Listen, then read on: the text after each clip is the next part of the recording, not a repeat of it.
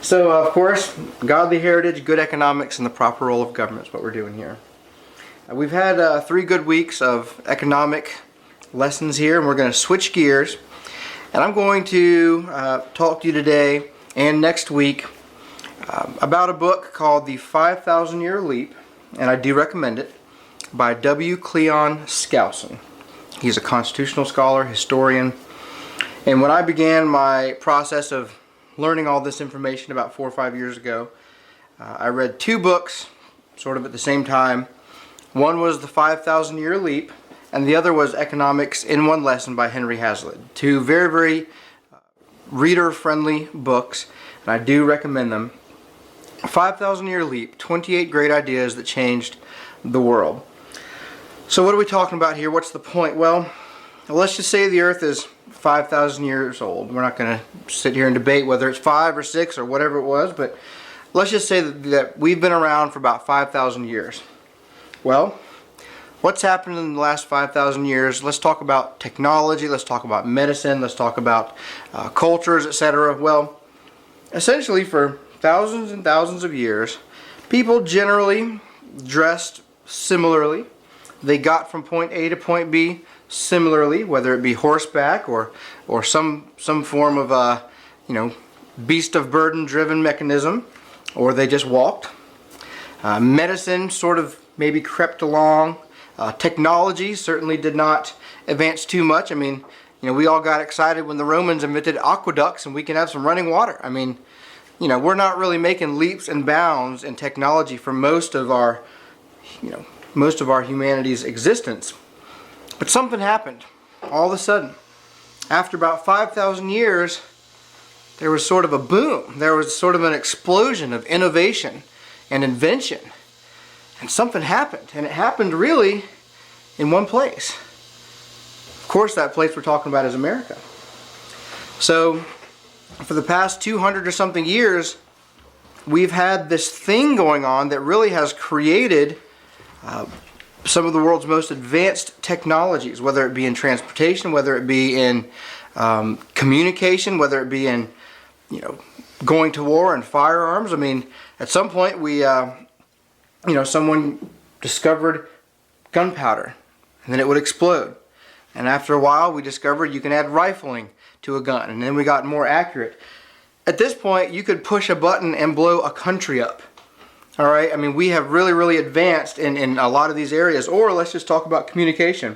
Even some of us in this room can remember, at some point, did anyone in this room, your family, have a telephone that was attached to the community where someone would call in and you had a party line? Yeah? Yeah. And so what was that like? Well, it was amusing because you would pick up the phone and somebody else would be talking, or we would be calling somebody and we could hear that somebody was listening. It was a party line. It was a party line. And so, yeah, I remember that. A different number of rings. Yes, that's right. Yeah. So essentially, when you got your own telephone number in your house, you must have felt pretty advanced. I think I did. Right, I mean, hey, we are special now. Our home, if the phone rings, it's for someone in this house. And that must have been a big deal. And then, of course, in the 80s, we had those giant brick phones. Remember those? James, did you have a brick phone? One of those cell phones that was this big, and apparently you had to... I had a bag phone. Yeah, you had a bag phone where you had to carry around the base of it in a bag. Kara doesn't know anything about these. I'll tell you what was cool was when you went from dialing one number at a time to be able to push. Oh yeah. That's right. So we even had a leap in technology where you went from rotary to push button. So we've had all this, and now we've gone from that to the other day. I was actually at a buddy's house, and he said, "Oh, hold on. It's my sister. It's my sister ringing in," and his sister was in another country and another continent on the other side of the world. And not only was it a phone call, it was a FaceTime, which means on his little iPhone there, his sister popped up and started talking to him. His sister's face was in front of him and looking at it in real time, talking to him. And this, I believe, was all happening over his Wi-Fi, so his home internet system. So he wasn't, paying per second or paying per minute. I mean, I can even remember when we used to have the calling cards when you'd get like a 10-digit thing. And when you wanted to call long distance, you'd sit there and you go 8, 9, 7, 4, 9, 7, 3, and you mess up, you have to start all over and 8, 9, 7, 9, and you dial like 10 numbers, and then it was like 32 cents per minute or whatever the going rate was, 10 cents per minute. Well, my friend was literally looking at his sister in real time in another country, in another continent, on the other side of the world, and he wasn't paying for it. Now, he was paying for the Wi-Fi, and she was paying for the Wi-Fi there, but the point is that was awesome. I mean, he walked around the place, and he said, hey, look who's here, and they were looking at each other, hey, look who it is, and they were looking at each other. I mean, that's how far we've come. And this has all happened in what, the last 60, 70 years? I mean, when was the last party line, do we think? When it switched over from party line to single line? Probably 60 years. So in the last... It's in my lifetime, because my grandmother had one. So my grandfather. So in the lifetime of the people in this room, we've gone from a telephone that was for a whole community or a whole block or whatever it was, to one person carrying around the device anywhere they want to go, and upon the push of a button can be looking at someone's face, talking in real-time video to someone on the complete other side of the world. And that's what we've done. That's how far we've come. Why did that happen? Why do we have thousands and thousands of years of not much going on, and then all of a sudden an explosion of invention, innovation, technology, etc.? Well, the author of this book says it's because of America's form of government. It's because of our system of limited government with a free market. And of course, that thing called private property rights, where you could actually make a profit if you served someone, if you gave them something that they wanted, and you exchanged. Well, the author, Cleon Skousen, has broken up this system that gave us this great leap forward, in 5,000 year leap. He's broken it down into 28 principles, 28 great ideas that changed the world. So among other places, the founders looked to the Bible to devise a proper system of government. So the founders, these great men that gave us this country, well, they didn't just get there in the Constitutional Convention there, the Constitutional Congress, and they didn't just come up with these ideas out of their own brain. They studied. So they studied philosophers and legal minds. They studied, of course, the Bible. They studied the governments that had come and gone throughout history, and they picked out the best those government systems had to offer, and they tried to do their best to avoid the things that those governments did wrong. So among other places, the founders looked to the Bible to devise a proper system of government. Exodus 18:21, but select capable men from all the people, men who fear God, trustworthy men who hate dishonest gain, and appoint them as officials over thousands, hundreds, fifties, and tens. So wouldn't it be great today if we had men and women who feared God and who were trustworthy and hated dishonest gain as our congressmen and women? Wouldn't that be wonderful? But that's what was told to the people leading God's people in the Old Testament. So all the people were organized into small manageable units where the representative of each family had a voice and a vote. There was a specific emphasis on strong local self-government. When the structure was completed, the Israelites were organized as follows. Moses at the top, Aaron and Joshua, sort of like two vice presidents, a Senate or a council of 70, a Congress of elected representatives. Of course, then you had the breakdown of the families, 1,000, 100, 50, 10, and your single family. Look familiar? Mm-hmm. Yeah. So let's get into these 28 great ideas that changed the world. First principle. The only reliable basis for sound government and just human relations is natural law. Cicero was one of those philosophers they studied. Cicero said, true law is right reason in agreement with nature. It is a universal, or it is of universal application, unchanging and everlasting. So this sounds sort of like what we talk about in church. Absolute laws. Laws that no matter where you are on earth apply. Second principle. a free people cannot survive under a republican constitution unless they remain virtuous and morally strong. Ben Franklin said only a virtuous people are capable of freedom. As nations become corrupt and vicious, they have more need of masters. So let's explain this. So let's just say you have two children, two 4-year-old children. One of them, you can sit in the room and you can leave, and when you get back, the room looks exactly the same way it did when you left. Maybe they've colored in a book. Maybe they've built something with the Legos that you left with them. But in general, everything looks clean, and you walk in the room and they just look at you and they just smile. You said, ah, what a great kid. Now, let's take a different kind of kid. Let's take a child that you put in a room. He's got some toys, maybe some coloring utensils. He's got some blocks, and you leave him there. You simply go brush your teeth. Takes about a minute or so. You come back and there's graffiti on the wall. And you come back and the chairs are turned upside down. And you come back and the blocks are everywhere. I mean, you're stepping and you're walking on these Legos and it's hurting your feet and the place is a mess, and he's sitting there looking at you like, okay, and he's turned the whole place upside down. And it's just been like a minute and a half. So as a parent, which one of these children needs more rules? The second. The second one. Now, the one that is pretty well behaved, the one that just sat there and colored a little bit, do you need to give that child a whole bunch of rules to follow? I mean, maybe you say don't go out and run in the streets, but are you going to sit there and say, no, don't do this, no, don't do this, no, don't do this? I mean, because they're self-governing. Yeah. Now, the other kid, you're going to tell the kid, well, now I'm going to go over here. Do not write on the walls. The only place you can write is in these little books right here, in these blank spaces. Now these blocks right here, I want them to stay right here. You can build something with them, but we want them to stay right here. See these chairs? We want all 4 legs on the ground. You see this over here? You see that? You see that? And you're going to give them all the things he can and can't do. And then, most of the time, you're going to watch him. And you're not going to get much else done because you're sitting there looking at that child, making sure that child does not do something he's not supposed to do. Does that make sense? So, the same way with people and with governments.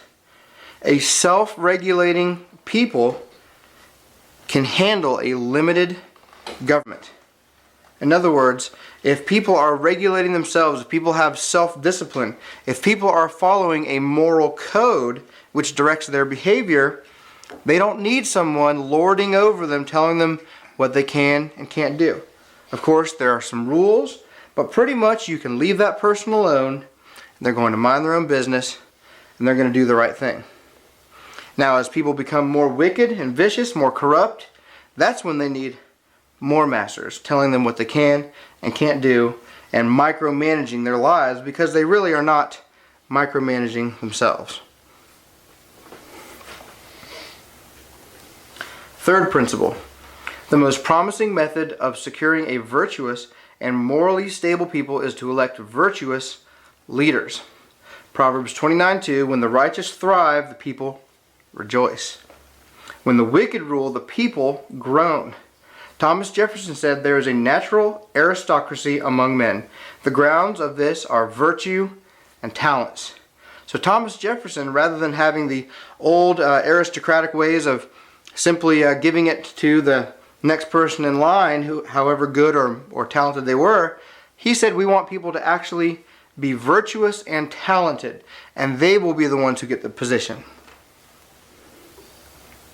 Fourth principle. Without religion, the government of a free people cannot be maintained. Now, in the founders' days, when they said religion in this context, they weren't necessarily talking about you need a little bit of Islam, you need a little bit of Buddhism, you need a little bit of this, a little bit of that. They were primarily talking about the Christian denominations. They might have been talking about Episcopalian versus Methodism. And they may have been talking about the Baptists versus the Lutherans, or the whoever it may be. But those were primarily the people sort of vying for authority in the region. So that's who they were typically talking about when they said religion. 1787 is the same exact Congress that gave us our Constitution. Okay, 1787 is when we got our Constitution.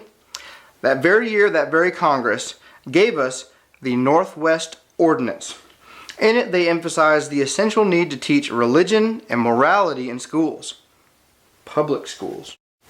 And there it is. There's a picture of the document, an ordinance for the government of the territory of the United States northwest of the Ohio River.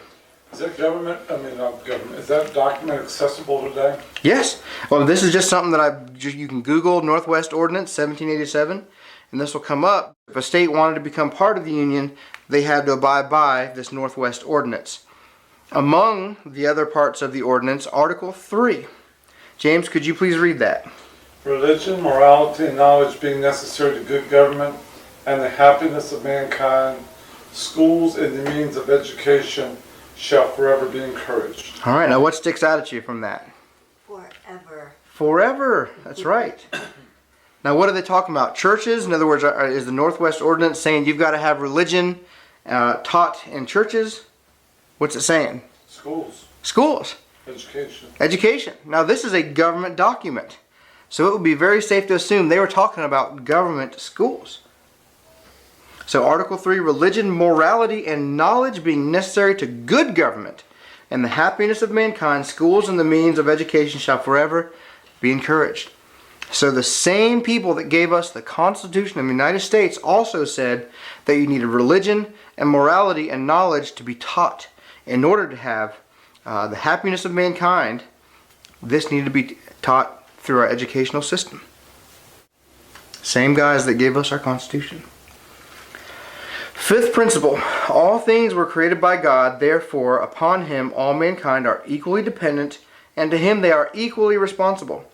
William Blackstone established the classes for the first law school at Oxford in 1753. His lectures on the English law were published in 1765 and were widely read in America as they were in England.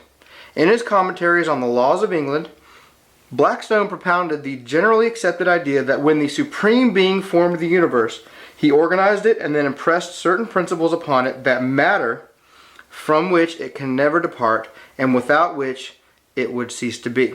So Blackstone is a great legal mind of the founding era and of legal authority that when you go to law school, there's a good chance you're going to study him as well today. Essentially, he talked about a supreme being, and he talked about these certain principles. Once again, sort of talking about this natural law, these immutable, universal principles. And that was to be the basis for our law. Of course, mankind are dependent upon God, this supreme being, and we are responsible to him. Sixth principle, all men are created equal. That's a picture there of our Declaration of Independence. Of course, when it's talking about all men are created equal, women should not feel belittled. We're talking about mankind. This is simply the way that they spoke in that day. Michael, could you please read this? Sure.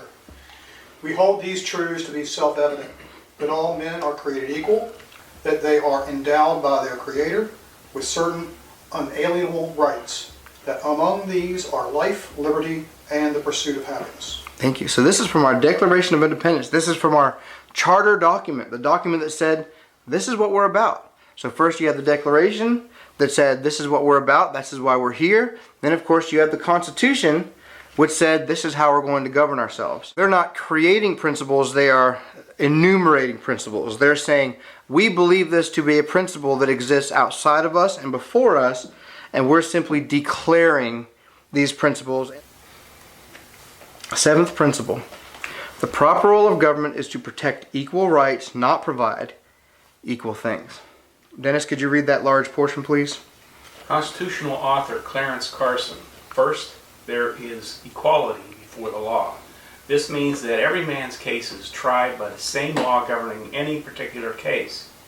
Practically, it means that there are no different laws for different classes and orders of men, as there were in ancient times. The definition of premeditated murder is the same for the millionaire as it is for the tramp.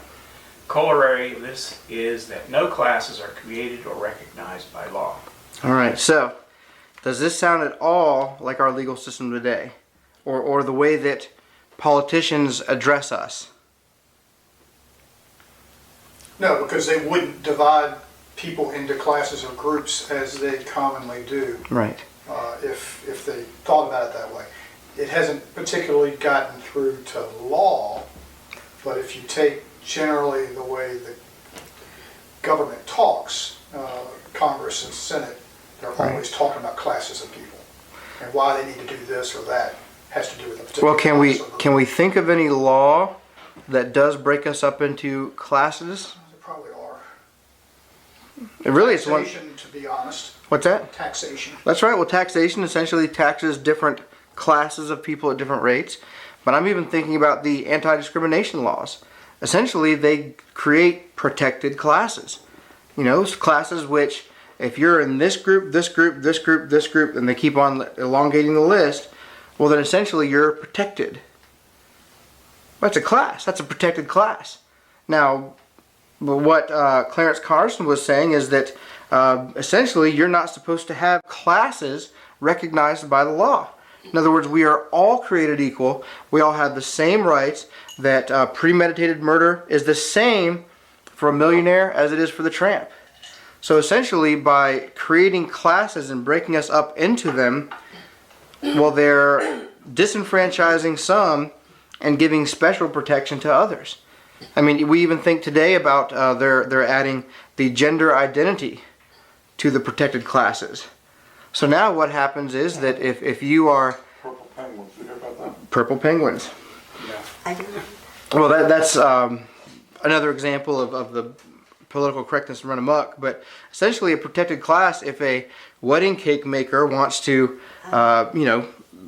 basically not provide a service for someone that they think they don't want to support, well, if that group is in a protected class, all of a sudden that cake maker is in a whole lot of trouble because they went against one of those specially protected classes. And of course, this is one of our contemporary news stories that you can just go and look up and find this happens. He said, second, the Declaration refers to an equality of rights. Each man is equally entitled to his life with every other man. Each man has an equal title to God-given liberties along with every other. Now, you may say that the Bible, surely God maybe wants to show some sort of favoritism to the poor. But Leviticus 19:5, just one of those Bible verses, says, do not pervert justice. Do not show partiality to the poor or favoritism to the great, but judge your neighbor fairly. So even the Lord, who directs us personally as a church and as individuals to look out for the poor, look after the widow and the orphan, etc., under the law, God even said, do not show partiality to the poor or favoritism to the great, but judge each person equally. Judge your neighbor fairly. Eighth principle. Men are endowed by their Creator with certain unalienable rights. Our author Skousen said the founders did not believe that the basic rights of mankind originated from any social compact, king, emperor, or governmental authority. Those rights, they believed, came directly and exclusively from God. Like we talked about earlier, if the government is giving you all your rights, the government can take them away. So we said in our country, we recognize the Creator gave us those rights, and not the government. Now, unalienable rights are different than vested rights, which are given by the community and the state. So we've all been at the wedding where the officiant says, the reverend says, by the power vested in me, I now pronounce you man and wife.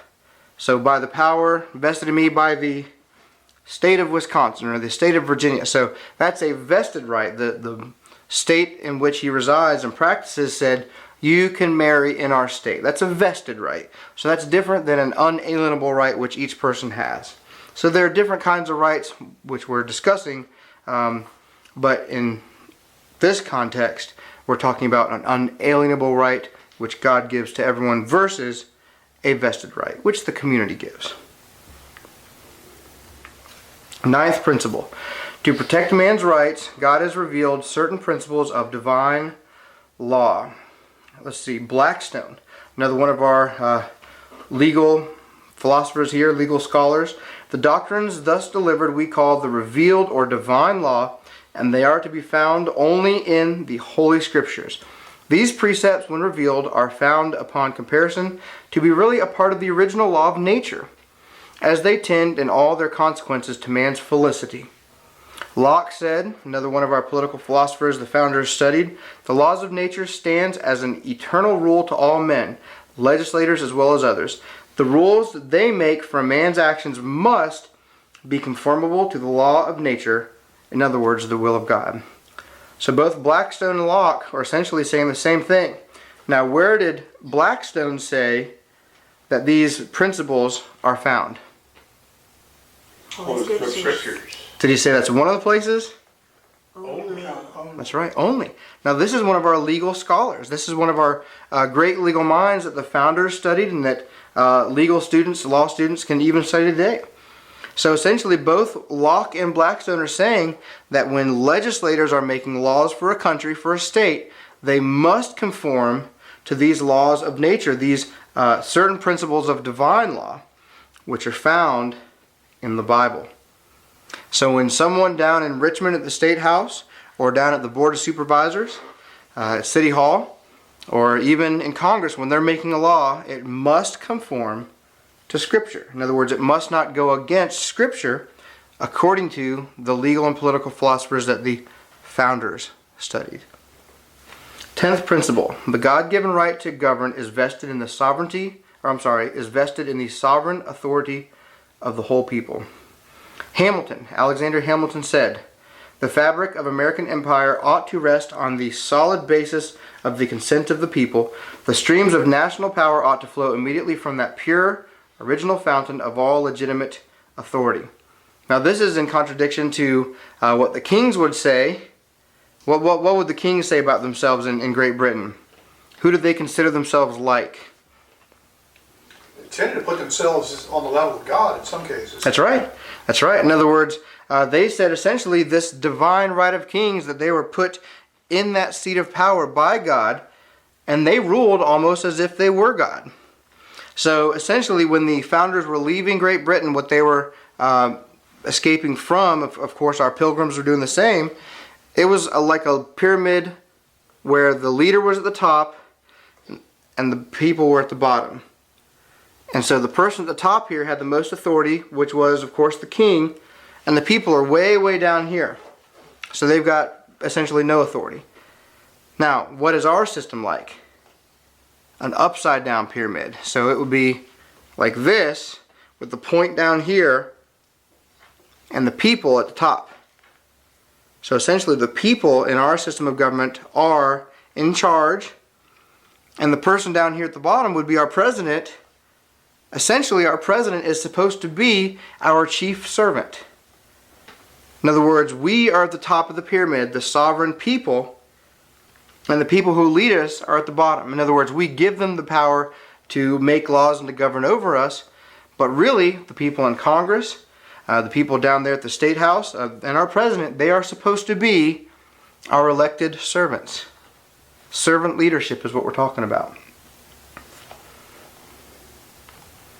11th principle, the majority of the people may alter or abolish a government which has become tyrannical.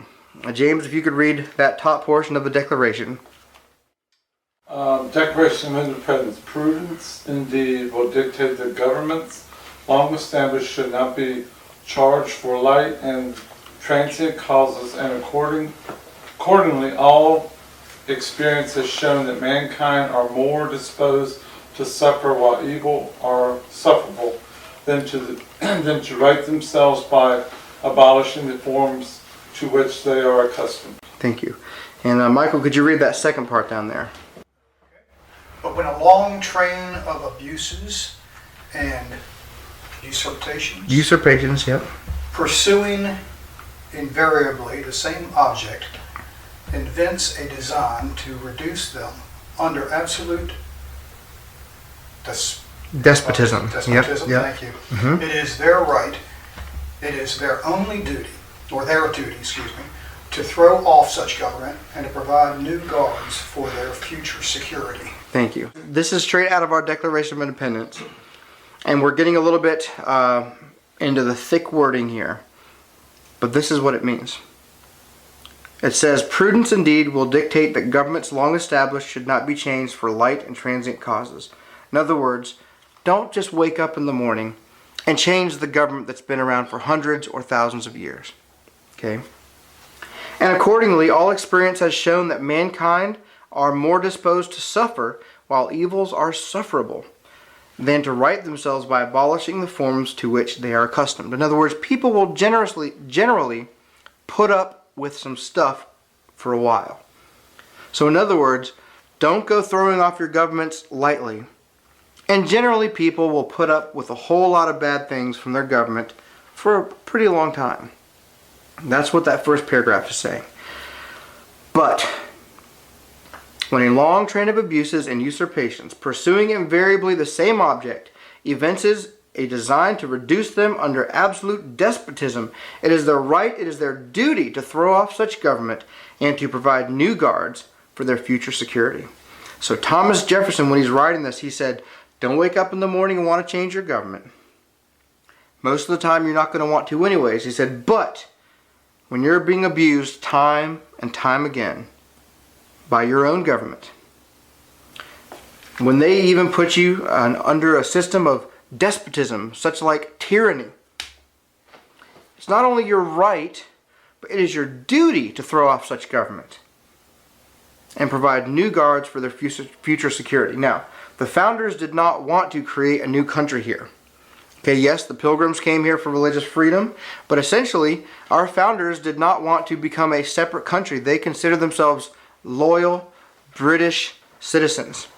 They did not want to become Americans. They did want to try out a new form of government over here, but essentially, they wanted to be still a part of Great Britain for as long as they could, and Great Britain would abuse them, and abuse them, and abuse them, and the founders would petition. They would say, hey, please stop abusing us. Please stop doing this and this and this and this. And they took it for a very, very long time until it became very, very obvious that there was no peaceful reconciliation. So they could not wait any longer, and they said, okay, if that's what you want. So how many here have seen the Gadsden flag, the yellow "Don't Tread on Me" flag?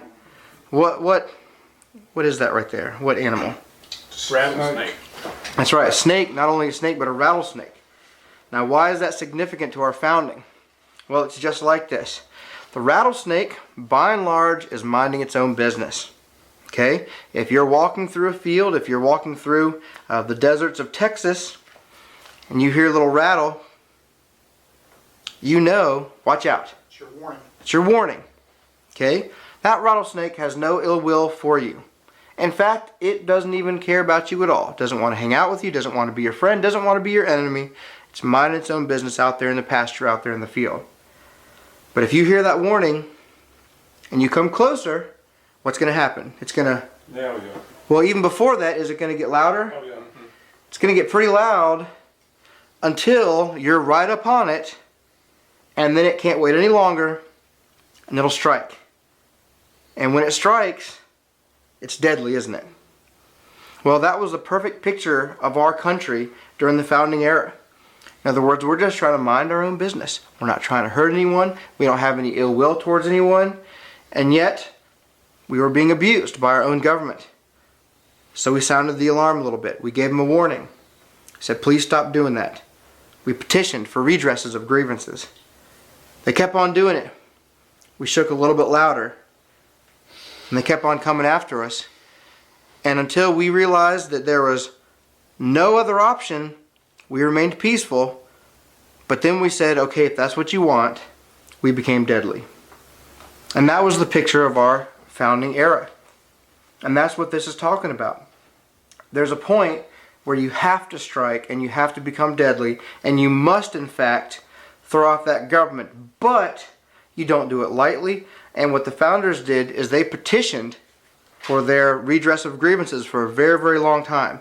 There was a lot of attempts for reconciliation before it got to that point. So, a lot of times nowadays people will get very, very upset about what's going on in the government. And it's true, there are some awful things going on.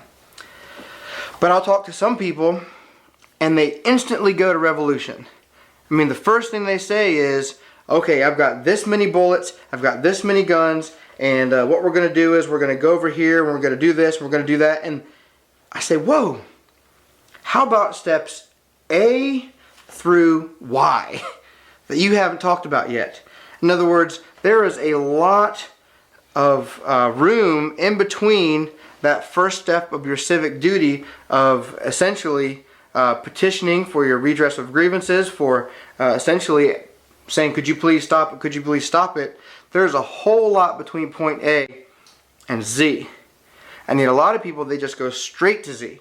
Now I love the firearms, I love the shooting, I love all that manly great stuff, but I understand the first step is vote. We understand that after 2012, there was only about 30 million Christians, not just Americans, but Christians that voted out of 90 million Christians in America. So when you talk to someone about, oh, the system just doesn't work, oh, there's nothing we can do, it's futile, they just won't listen to us, ask them if they voted. Maybe they didn't. Maybe they thought that guy was we just didn't like any of the options, so I didn't vote. You've heard that a lot. But a lot of people, maybe they voted once and their guy didn't win, so they said the system doesn't work. What are you talking about? Of course it works. They voted more than we did, so their guy got in. So the system isn't broken. There's bad people in the system, but the system isn't broken. There's some corruption here and there which we got to get rid of, but a lot of people go straight from I voted once and it didn't work to it must be time for armed revolution. And it's not. In other words, there are so many steps the founders took before they ever said, okay, that's it. We're declaring our independence. And so we've got to take all those steps. We've got to first become educated, which is what we're doing in this class. Then we've got to actually try and vote for a person that represents our values or somewhat close to it. And that's just step one, which is to learn and vote. But then, why don't we go serve ourselves? In other words, why don't we be that God-fearing, trustworthy representative? Why don't we be that person? And that's something that most people wouldn't even consider.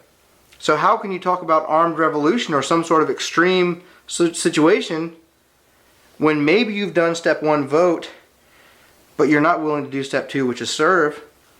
And there's a lot of points in between even voting and the things down here. For instance, try and get 10 of your friends to vote for the one that you think is a good person. Try and get 100 people. Go serve on a campaign. Go serve down there at the ballot box. Make sure it's all legitimate and not corrupt. So there's a lot of things to do before the founders got to the point where they were going to declare independence. And there's a lot of things we have to do to work the system, and the system will work. So 12th principle, we're almost done.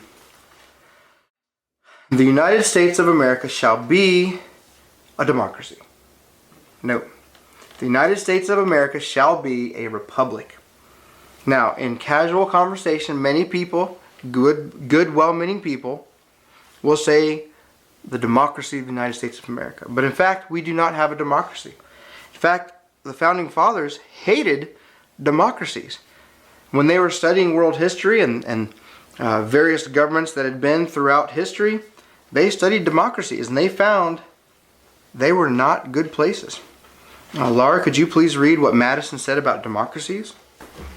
Democracies have ever been spectacles of turbulence and contention, have ever been found incompatible with personal security or the rights of property, and have in general been as short in their lives as they have been violent in their deaths.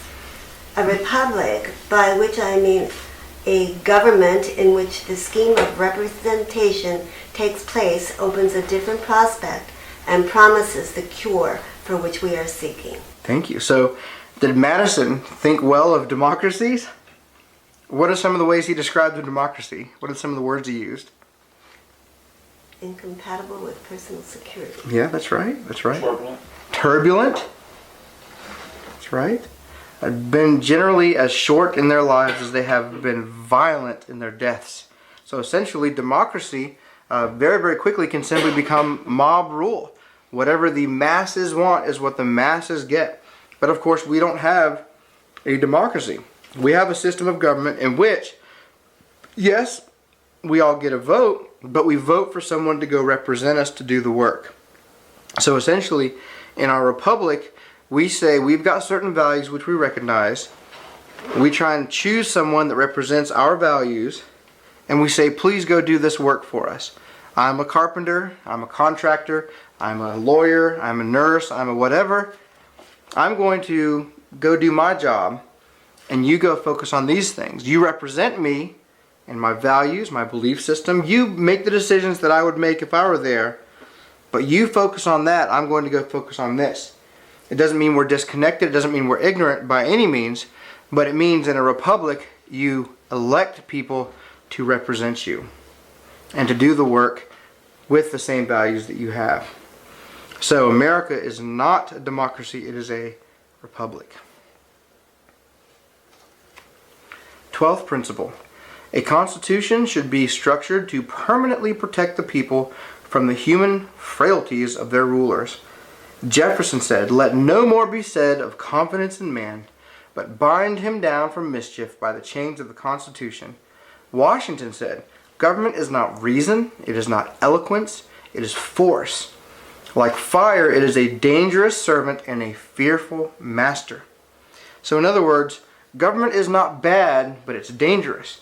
In other words, when you give someone the right to put a gun in your face and say, do this, do that, or don't do this, don't do that, that's dangerous. When you give the government the ability to take your money or to take your property, that's dangerous. So you better get it right. Like Washington said, it is a dangerous servant and a fearful master. So you need it, but you better get it right. 14th principle. Life and liberty are secure only so long as the right to property is secure. John Locke said, "All property is an extension of a person's life. All property is an extension of a person's life, energy, and ingenuity. Therefore, to destroy or confiscate such property is in reality an attack on the essence of life itself." John Adams said, "The moment the idea is admitted into society that property is not as sacred as the laws of God, and that there is not a force of law and public justice to protect it, anarchy and tyranny commence. Property must be secured or liberty cannot exist." So what does that mean? Well, when you get up in the morning and you go to work, how much time do you generally spend at work in a day? 8 hours. 8 hours. Some people spend 12, some people spend 18, some people spend less, but either way, when you're at work, you're not with your family. You're not with your church, you're not with your loved ones. You're making a sacrifice, you're making a choice to go and put your time, which is really the only non-redeemable commodity. You can never get your time back. So you're putting your life, your time into one thing and not in something else. When you purchase something, you purchased it with the money that you got by putting that time into that job and by not doing something else. You put your energy into that job, you put your mind, your thoughts into that job, you put your time into that job. You sacrificed for that job for which you got the money to buy that car, to buy that house, to buy whatever it is. So certainly we're not saying that is the highest thing as your property. We're not making an idol out of your property, but essentially when someone comes, walks by your car and puts a big old key mark in it, how do you feel? Has that ever happened to anybody? Happened to a friend of mine. Well, what if you get to your car in the parking lot and the window's smashed in? And how does that feel? Felt terrible. I mean, Since my purse was in the car, because that was gone too. well, so your purse was gone. Now, your purse may have been made of leather, which simply came from a cow, but in your window, that's just glass. But it was a violation. How dare they? They took my things. That's my stuff. That's a representation of me. That's an extension of me. You're going to go off and use my credit card? That's my credit. That's my good name. You're going to go and do this and do that, or you're going to have pictures of my family? This is an extension of me. Or if someone steals your car, if they break into your house, that's not just a matter of breaking and entering, that's a violation. That's a deep violation. Because you put your time and your life into acquiring that thing. You maintain it. It's an extension of you. So Locke and Adams said, you must secure private property in order to have this this free and secure civilization. And if you don't, what did they say? What commence? Anarchy, tyranny. That's right. So if your property is not secure, if anyone can just come in here and take it, that's anarchy. That's tyranny. That's not the kind of civilization you want to live in. 15th principle. The highest level of prosperity occurs when there is a free market economy and a minimum of government regulations. We've talked a lot about this. Adam Smith described the invisible hand, we talked about this, in the wealth of nations as the driving force in a free market. And this was his book, published in 1776, the same year we got our beautiful Declaration. Adam Smith's An Inquiry into the Nature and Causes of the Wealth of Nations essentially described this market taking place without government direction, but instead had that invisible hand of the free market. Free people pursuing their own interests, but in fact serving others in order that they might serve themselves. Adam Smith's free enterprise formula. We've already talked a lot about this. Essentially, number one, specialized protection. Let each person or corporation do what they do best. Number two, exchange of goods takes place in a free market environment without governmental interference in production, prices, or wages. Number three, the free market provides the needs of the people on the basis of supply and demand, with no government-imposed monopolies. Number four, prices are regulated by competition on the basis of supply and demand. Profits are looked upon as the means by which production of goods and services is made worthwhile. And six, competition is looked upon as the means by which quality is improved, quantity is increased, and prices are reduced. I don't think we have any free enterprise anymore. We really don't. We don't have a lot of free enterprise anymore. That's correct. That's correct. The 4 laws of economic freedom to promote maximum prosperity. Number one, the freedom to try. That's your pursuit of happiness. That's your ability to get up in the morning and to go to work. Try and make it. Number two, the freedom to buy. The freedom to purchase something. Number three, the freedom to sell. Number four, the freedom to fail. Now, which one of these can you remember in recent history we have definitely violated? They even had a slogan for it. Think banks, think GM. Freedom to fail. That's right, the freedom to fail. In other words, when they said that these large financial institutions were too big to fail, they were violating one of the 4 essential laws of economic freedom. Now, I understand it's a big deal when Lehman Brothers is going to collapse or when one of these great financial giants is going to go belly up. But essentially, when you take away the ability to fail when you make poor decisions, what do you give them the reason to do? Make what? More bad decisions. That's right, more poor decisions, that's right.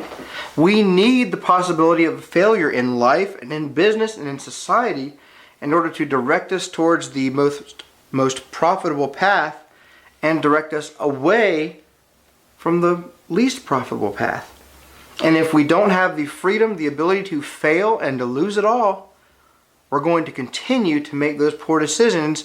And just like General Motors and those other situations, guess who pays for it instead? The taxpayers. We do.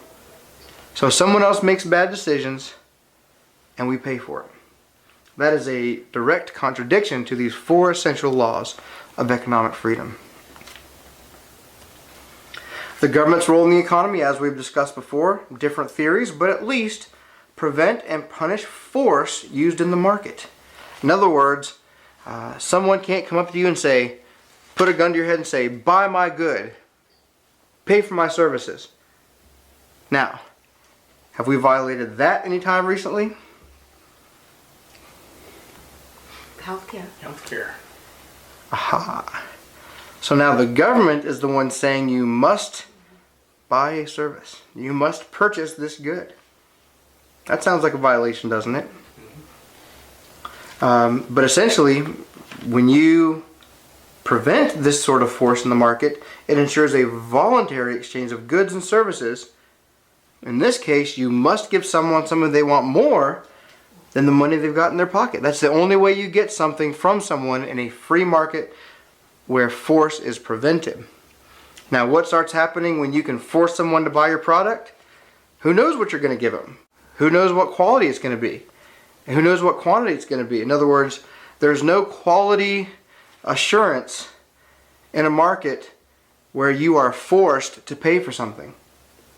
So essentially, the whole system breaks down if there's force in the market. If there's not voluntary exchange, the whole thing breaks down. But you also saw not only forced to buy, forced to buy with healthcare, but forced to sell. In the example of that guy that had the cake. That's right, the bakery, the cake maker. That's right, forced to sell. They're forcing him to That's right. sell, and the same principle That's right. collapsed that business. That's right. If it's not voluntary, the whole thing messes up. That's right. So essentially, the government needs to protect private property rights, and that's its main role in the market. Anything outside of that, you messed it up.